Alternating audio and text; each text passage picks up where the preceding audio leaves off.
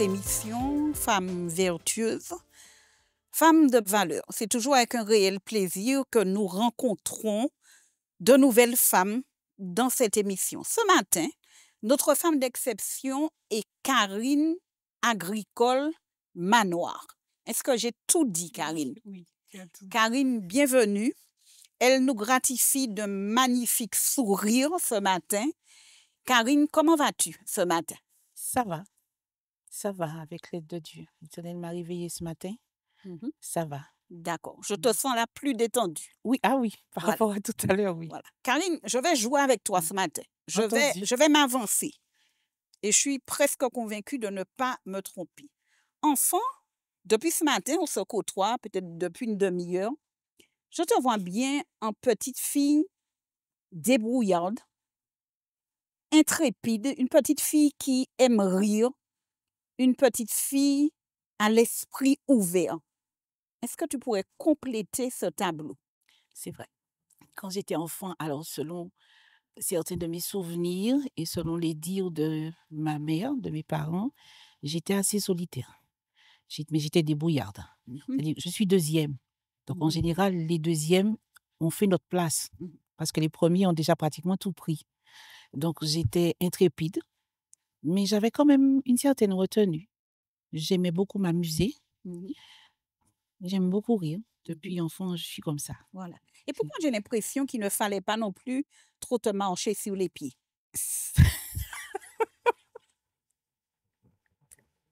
Ça, Pourquoi j'ai cette impression? c'est une impression qui est vraie. Voilà. Qui est vraie. Ah, si, je me défendais. Je ne me laissais pas faire. Parfois, je capitulais parce que je n'avais pas le choix. Je n'avais pas le choix. Mais depuis toute petite, j'ai horreur de l'injustice et je prenais beaucoup soin des plus petits. D'accord.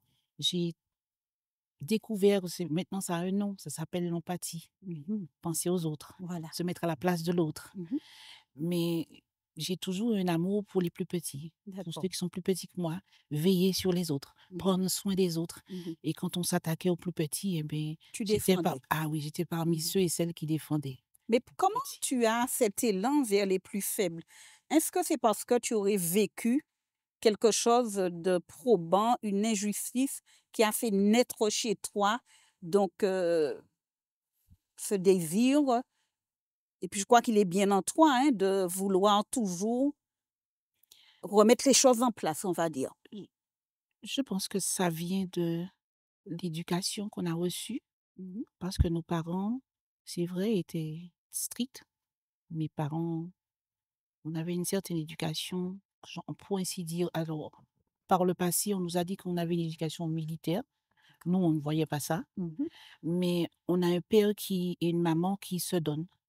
C'est-à-dire que nos parents sont authentiques. C'est bon, c'est bon. C'est pas bon, c'est pas bon. Il faut penser à l'autre.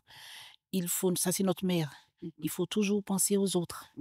Elle va se décarcasser, si je peux m'exprimer ici, pour sa famille. Et notre père, il va le faire, mais avec peut-être plus de réserve, mais il est là. Il est là. Ce sont des gens, c'est vrai que peut-être que mes yeux brillent quand je parle de mes parents, mais ce sont des gens authentiques. Je te confie. Ils ne vont pas inventer une personnalité. Voilà. Il y a des choses à arranger, ils vont les arranger avec l'aide de Dieu, mais ils nous ont transmis ça. Voilà. Et mon père a toujours été contre l'injustice, ça j'avoue. Voilà. Et je pense que c'est de chez lui que j'ai C'est un appris bel ça. héritage. Oui. Tu parles d'être authentique. Quel avantage il y a, Karine, selon toi, d'être vrai? Quand on est vrai, on sait qui on est. Quand on est encore enfant, on ne sait pas, on ne se découvre pas. Parce qu'on est encore enfant, on apprend. Mais quand on est vrai, on n'a pas comment je vais dire ça, de maquillage, si je peux m'exprimer phare. ici. On est sans phare. Quand on est sans phare, on est à même d'accepter un petit reproche, d'accepter qu'on nous dise, là, tu t'es trompé. Là, tu aurais pu mieux faire. Et quand on est sans phare, on peut se dire à soi, ah non, j'aurais pu mieux faire la prochaine fois. Avec l'aide de Dieu, ce sera meilleur. Ou on est aussi capable de se dire, bravo. Ce matin, Karine, j'aimerais que tu dises donc, aux femmes en particulier donc, qui nous regardent qu'il n'y a pas d'opposition, d'antagonisme entre une femme chrétienne, mais prendre soin de soi, être soignée. Parce que je te regarde ce matin, je ne me trompe pas, depuis les lunettes jusqu'aux chaussures, tu ne négliges pas cet aspect. Une femme chrétienne est avant tout une princesse de l'Éternel. Quand je suis princesse de l'Éternel et que je prends conscience de qui je suis, de la valeur que j'ai aux yeux de Dieu, je ne peux pas me laisser aller, peu importe ce que je porte, mais ça doit me mettre en valeur. Je dois apprendre, en tant que femme chrétienne, à valoriser ce que je porte ou ce que je choisis. Même dans la simplicité, j'ai envie de Et dire. c'est ça le plus important. Parfois, on pense qu'il faut être dans l'opulence ou bien dans la démonstration. Non, le Seigneur était simple, mais il attirait les regards avec la simplicité. Et j'ai une de mes tantes qui m'a appris, l'élégance souvent passe par la simplicité. Voilà. Et c'est quand on est enfant de Dieu, on doit prendre soin de soi. Nous, les femmes, on a un trésor inestimable. C'est-à-dire qu'on a plusieurs facettes. On est maman, on est maîtresse, on est comptable. Quand je dis maîtresse, je parle d'institutrice. J'ai bien compris. Mais dans toutes ces facettes-là, on reste une femme. On reste une femme. Et on a des jeunes filles, on a des exemples à donner. Parce qu'une femme, ce n'est pas parce qu'on dit souvent que quand les femmes se marient, elles se laissent aller. Non, non. Justement, c'est quand on est maman qu'on doit prendre soin de soi. Parle-moi justement de cette période de ta vie, donc la période de, on va parler de la rencontre déjà avec celui qui devient notre époux finalement.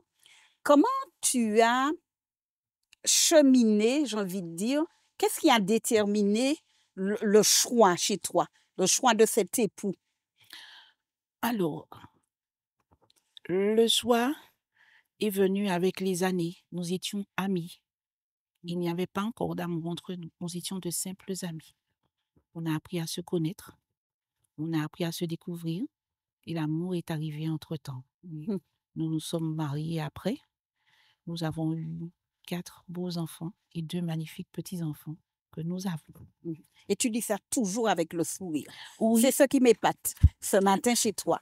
Mais Karine, dis-moi, qu'est-ce que tu pourrais conseiller donc aux jeunes dans le choix d'un époux, d'une épouse finalement? Je sais bien qu'il n'y a pas comment je vais dire ça finalement, qu'il n'y a pas un manuel tout écrit pour ça. Mais est-ce qu'il y a des critères, des choses qui sont importantes, des choses à observer? Oui, je le dis à mes garçons. C'est vrai qu'on va naturellement, ce qui est humain chez nous, c'est de regarder aux apparences. C'est-à-dire, on va regarder le physique. Un de mes fils me dit, ah bah ouais, mais si elle n'est pas jolie. Je dis oui, mais parfois, elle peut ne pas attirer les regards. Et si tu apprends à la connaître, découvrir une belle personne. Ça fonctionne quand on est complémentaire. Mais quand on est indépendant, ça ne fonctionne pas. Mais comme je dis aux enfants, c'est vrai qu'il faut aussi demander à Dieu. On a un peu perdu cette pratique de dire au Seigneur, est-ce que tu es d'accord? Est-ce qu'il me convient? Est-ce qu'elle me convient? Mais je pense qu'il faut mettre Dieu dans tous les choix et demander à Dieu conseil dans tout ce qu'on a à faire. Et lui, il ne se trompe pas. Même s'il y a des difficultés, même, il y en aura toujours. Voilà. Même si par moments, on a l'impression, ah ben, j'aurais pas dû. Mais c'est l'Éternel qui a choisi. Parfois, c'est peut-être parce que nous, on doit apprendre quelque chose. D'accord. Karine, donc on a parlé de ton époux, mais j'aimerais que tu me parles de cette rencontre avec le grand époux. Alors, ma rencontre avec Dieu, elle a eu lieu après mes 40 ans. C'est-à-dire, je suis pratiquement née à l'Église adventiste, à l'Évangile. J'ai rencontré Dieu. Mes parents ont connu Dieu, j'avais 2 ans. D'accord. Donc, j'ai grandi. Voilà, tu as grandi. J'ai grandi dans le milieu. Mais ta rencontre personnelle? Mais ma rencontre personnelle, je pense que je devais avoir 42. Oui, parce que je passais un moment très difficile et j'ai appris qui est Dieu. J'ai rencontré Dieu quand j'ai pris conscience que il est là, il m'aime. Et dernièrement, j'ai eu un sujet parce que je bénéficie de soins particuliers et j'étais en train d'écouter un sujet sur le salut et sur des sujets que nous présentons parfois. Et je dis, mais Seigneur, j'en suis où, moi? Je fais quoi? Il m'a répondu, tu es sauvé, marche en sauvé. Et je pense que c'est là où, quand on prend conscience que Dieu nous aime et que Dieu est là avec nous, quand ça ne va pas du tout, quand on traverse des moments difficiles et qu'on a l'impression qu'on est seul, Oui. parce que parfois, il faut traverser certaines rivières seul, Mhm. mais on n'est pas seul. Mhm. Dieu est là. Et c'est là que Dieu m'a démontré, je suis là. Regarde, mais je suis là. Mhm. Tourne les regards vers moi, je suis là. Mhm. Et je pense que c'est là. Je suis encore en train de découvrir qui est Dieu. Je pense que je n'aurai pas terminé. Mhm. Mais je découvre chaque jour l'amour, D'accord. l'amour de Dieu. Mhm. Mais Karine, j'ai envie de te demander, donc tu le dis bien, à 40 ans, tu fais ta rencontre personnelle. Tu l'avais certainement connue à travers tes parents. Oui, Comment tu pourrais donc encourager un parent ce matin? Certainement à être dans l'accompagnement. On n'a pas encore parlé d'exemple finalement, mais être dans cet accompagnement qui fera qu'un jour, il y aura une rencontre personnelle d'un enfant, de nos enfants avec Dieu. Comment ne pas être découragé? c'est vrai que quand on regarde autour de nous, on a tendance à se dire, est-ce que j'ai bien fait?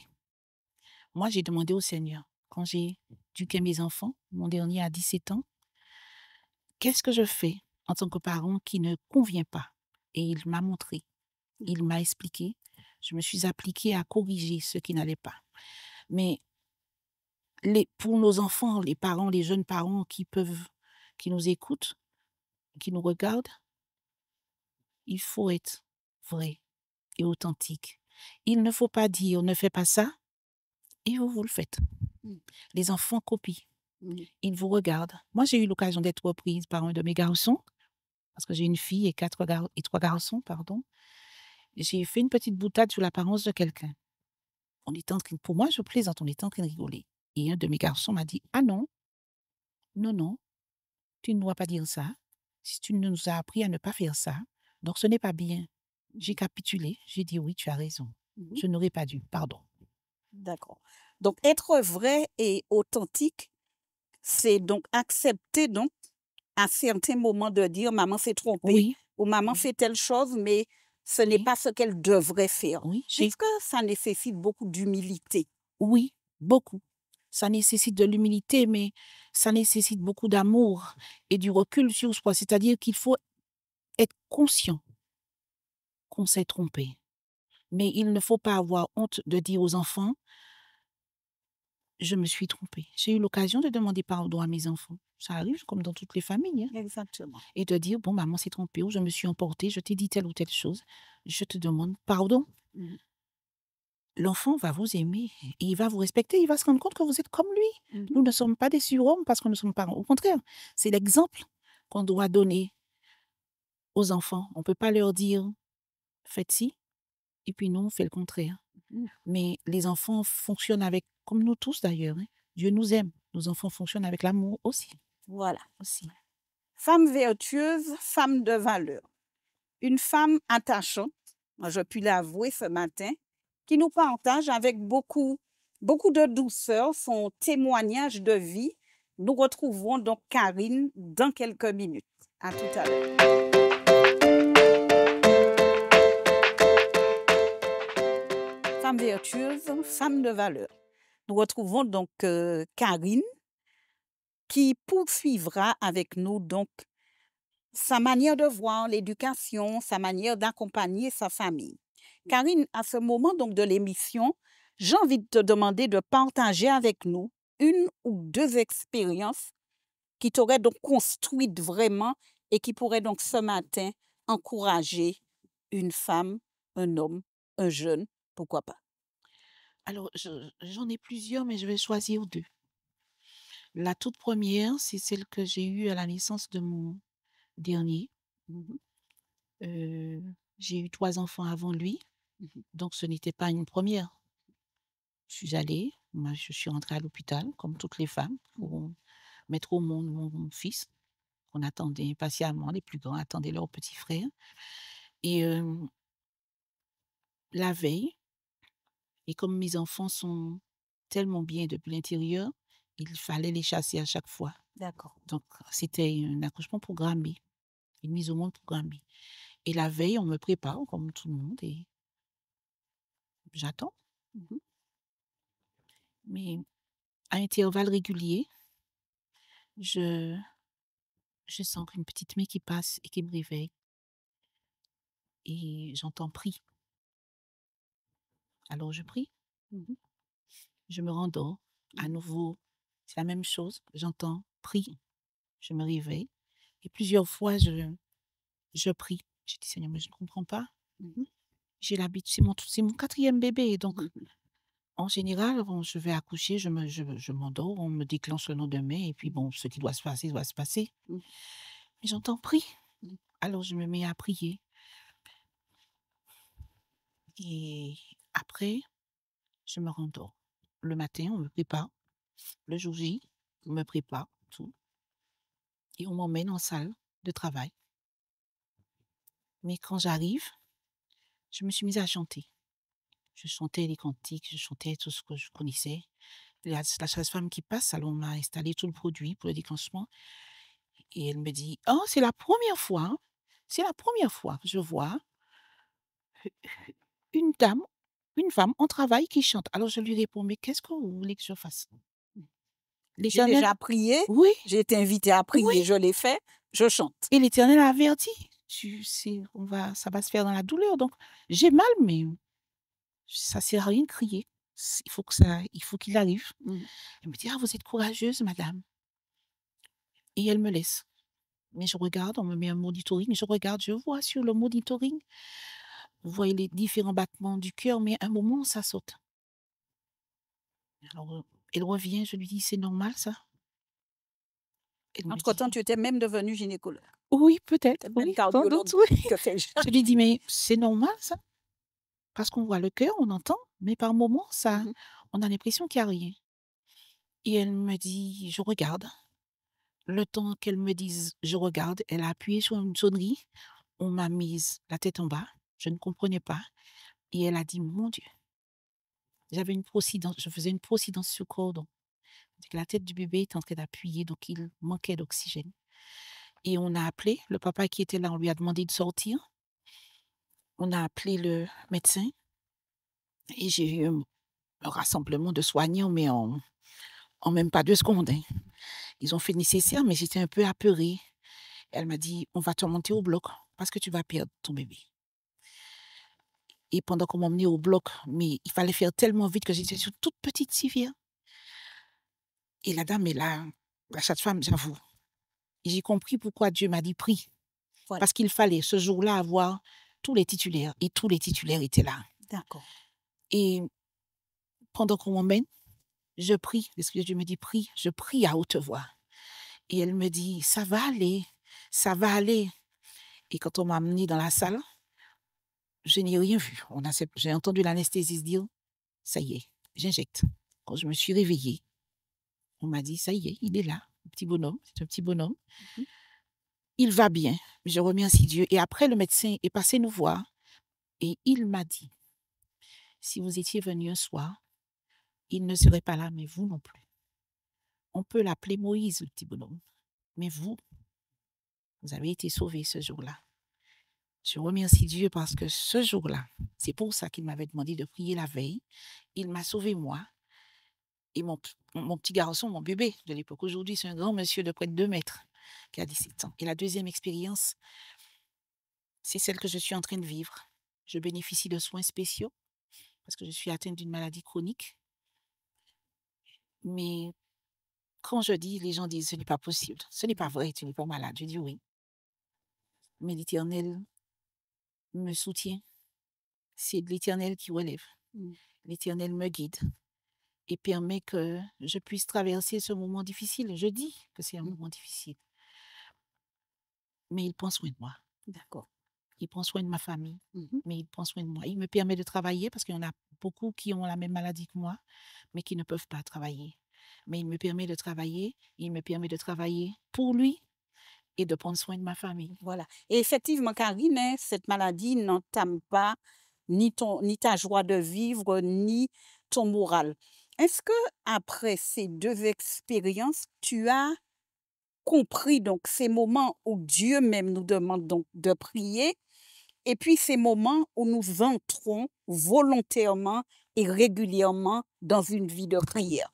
Oui, oui, il y a une petite différence entre les deux. Quand l'Éternel vous dit, va prier. Comme dernièrement où je dors, c'est la nuit, il est 2 heures du matin. J'entends, va prier pour ta fille. Je ne sais pas pourquoi, mais prie. Et Dieu qui donne son prénom.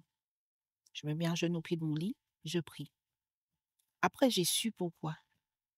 Il m'a donné la réponse. Et ça, c'est le moment où Dieu nous dit, va, mets-toi à genoux là, parce que tu dois demander à Dieu son aide là pour une situation précise. Voilà. Et puis, il y a la vie de prière régulière où moi, j'ai mes rendez-vous avec Dieu. J'ai des heures de rendez-vous avec Dieu, quel que soit l'endroit où je suis, même si je suis dans un bois indescriptible, mais l'heure est arrivée. Donc, je fais monter vers Dieu une prière parce qu'on a rendez-vous à cette heure-là.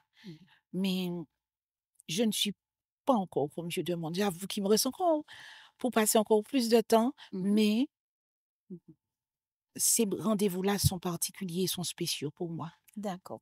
Et Karine, qu'est-ce que tu penses de cette déclaration qui nous invite à devenir le témoignage? C'est-à-dire qu'il n'y ait pas nous un témoignage à côté. Est-ce que c'est ta manière de témoigner, de partager ce que tu as? Oui, parce que je vais être honnête, je ne peux pas faire autrement. Je ne peux que montrer par... Je suis une personne dynamique. Je suis meneuse de nature. Mais même quand je travaille comme ça, je demande à Dieu de m'aider à démontrer qu'il est là et que Dieu est présent. Je ne peux pas forcer mon... Tu ne surjoues pas, Non, tu ne démontres pas, non. mais tu vis. Oui. C'est ce que tu es donc en train de nous dire. Voilà, je suis. Mhm. Je suis. Même quand je me trompe, je suis. Voilà. Karine, tu viens de dire que tu es meneuse, ce qui peut être une qualité, mais comment justement faire cohabiter donc le fait d'être une meneuse et d'accompagner l'autre, de l'écouter et puis peut-être des fois accepter de ne pas mener, mais de se laisser mener, je dirais par l'abattoir. Comment donc concilier les deux? Alors, j'ai pour habitude de dire qu'un bon manager, c'est quelqu'un qui sait collaborer, qui sait laisser les autres tout en dirigeant le groupe, travailler, mais laisser les autres se mettre en avant. Un bon manager, ce n'est pas celui qui va à la lumière et puis qui laisse les autres derrière. Parce que quand on collabore avec les autres, ils ont des choses à nous apprendre. Nous, on a des choses à leur apprendre, mais ils ont des choses à nous apprendre. Et souvent, on a beaucoup plus de choses à apprendre. Et quand on échange, on se rend compte, ah ouais, c'est une perle. Quand on met les autres avant nous, ça nous permet de nous découvrir, nous, de savoir jusqu'où on peut aller. Et l'autre, il va automatiquement revenir vers vous parce que vous lui donnez la place. Donc, quand on travaille comme ça, je ne me rappelle pas bien du texte qui dit « Faites passer les intérêts des autres avant les vôtres ». Avant les vôtres. Et quand on travaille comme ça, on se rend compte que l'autre est épanoui, mais on s'épanouit aussi parce qu'on échange. D'accord. Je ne t'ai pas demandé quelle profession tu exerces, mais là, je ne vais pas jouer, hein, je ne voudrais pas m'avancer. Je suis assistante de direction. D'accord. C'est mon métier. D'accord. Voilà. Karine, ce matin, on va pas, j'aime à le répéter, opposer hommes et femmes, hein, ce n'est pas notre but. Mais penses-tu que être femme avec les qualités donc, dont Dieu donc, nous a dotés finalement, quel avantage cela apporte dans la communication, dans le partage de nos expériences, dans la communication avec les autres? Alors, comme tu dis, on ne va pas s'opposer avec la jante masculine. Nous sommes complémentaires. Dans le partage, c'est vrai que nous, les femmes, nous sommes émotionnelles. Les hommes sont plus pragmatiques que nous. Ils ont leurs facettes, nous avons les nôtres. Nous, moi, en tant que femme, je ne chercherai jamais à remplacer un homme. Je vais m'imposer moi ou me faire découvrir moi avec mes facettes et collaborer avec l'autre, avec les talents que l'Éternel m'a donnés, avec mon intelligence de femme. Parce qu'on a la plus belle des parties, je le dis, j'espère ne choquer personne, c'est celle d'éduquer. Les hommes éduquent, mais à côté de nous, c'est celle de façonner depuis à l'intérieur et de faire que nos enfants deviennent des éléments importants pour Dieu et dans la société et de belles personnes. D'accord. J'aurais encore tellement de questions à te poser, mais je vais te faire une faveur. Ah bon? Je vais te laisser donc conclure ton émission par un message particulier, une question que je ne t'aurais pas posée et dont tu es certainement convaincu que ça peut faire du bien. Alors là, ce qui me vient à l'esprit, je peux m'adresser aux jeunes et aux personnes qui ont des difficultés et qui passent par des moments difficiles, mais vraiment difficiles, qui ont l'impression d'être seuls. Même si vous avez l'impression que vous êtes seul. Parfois, il faut fouler certains pressoirs seuls, mais vous n'êtes pas seul. Comme je dis si bien parfois à mes garçons, 5 minutes au pied du Seigneur change beaucoup de choses. 5 minutes dans la prière, un moment, vous aurez, au fur et à mesure, vous allez commencer un jour, ça va vous prendre 2 minutes. Après, ça va vous prendre 5 minutes. Et un jour, vous allez vous rendre compte que vous prenez plaisir à prier. Même si les choses sont difficiles, tenons-nous.